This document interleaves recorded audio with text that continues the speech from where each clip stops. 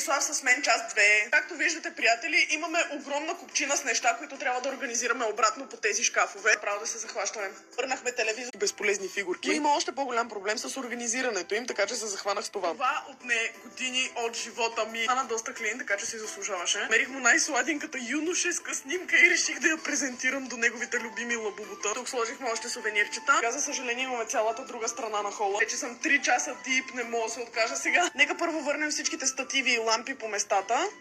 Сега ще забършим тази масичка от всички страни. Да показвам всички страни, имам предвид всички страни. О! Защо още шкафове? Явно има неща за граф. Ще му изям гранулите с прахосмокачката. Сега ще наредим всичко на граф обратно вътре.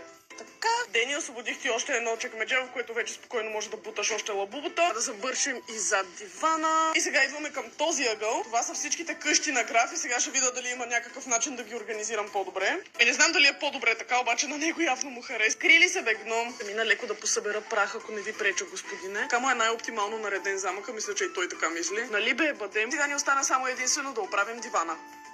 Това е, бе, човек, вече се живее. Като търсех с какво да декорирам тази масичка, намерих още 600 евро. Човек? Какво? Аз си мислех, че го правя от доброто на душата си. Аз съм изкарала 1,5 поне. Назикам се, разбира се, да не мислите, че ще го украда. Реших, че ще сложа една тава с мандарини, една тетрадка на волк. Мисля, че е доста шик декорации. Друго не можах да измисля. Ви снимам финалния резултат утре на свет. Много от вас се чудят как качвам тези епизоди без той да види и да разбере, че това се случва в неговият апартамент. И отговорът е много прост. Просто започвам да ги качвам след като се върна вече. Това със сигурност беше една от по-лесните стаи. Какво става на там? Абсолютно мазал. Харесвайте последните, за да не пропуснете, както и неговата